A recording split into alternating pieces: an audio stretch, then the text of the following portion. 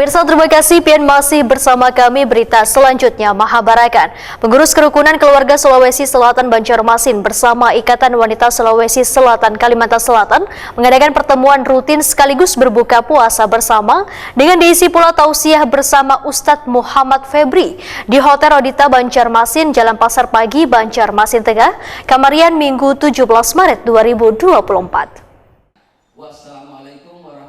Pengurus Kerukunan Keluarga Sulawesi Selatan Banjarmasin bersama Ikatan Wanita Sulawesi Selatan Kalimantan Selatan mengadakan pertemuan rutin sekaligus berbuka puasa bersama di Hotel Rodita Banjarmasin, Jalan Pasar Pagi, Banjarmasin Tengah, Kamarian Minggu 17 Maret 2024. Dalam kegiatan pertemuan rutin ini diisi pula dengan tausiah bersama Ustadz Muhammad Febri yang menjelaskan tentang arti berpuasa. Menurut Ustadz Muhammad Febri, berpuasa sebulan penuh di bulan Ramadan yang masuk dari salah satu rukun Islam adalah ibadah yang harus dikerjakan oleh umat Islam. Namun sangat disayangkan, masih ada ditemukan sebagian umat Muslim yang menjalankan ibadah puasa tapi kadang mendirikan sholat 5 waktu karena sholat merupakan kewajiban bagi seseorang yang beriman. Bulan Ramadan ini diambil dari kata Ramdun yang artinya pembakaran. Makanya bulan puasa ini biasanya badan terasa panas, perut terasa kosong karena kada makan, kada minum.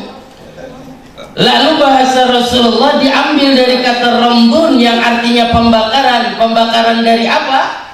Pembakaran daripada dosa-dosa yang pernah kita lakukan. Lalu ada pertanyaan, Pak, rajin ya bang puasa tapi kada sembahyang. Ini nang bahaya. Rajin puasa tapi kada sembahyang. Sembahyangnya Pak belang kambingan, untung juga belang kambingan. Kalau belang hadangan nih nang bahaya. Hadangan tuh belangnya 2 jam mau kada hitam oranye ya kabu. Jadi sholatnya setahun 2 kali aja, Idul Fitri lawan Idul.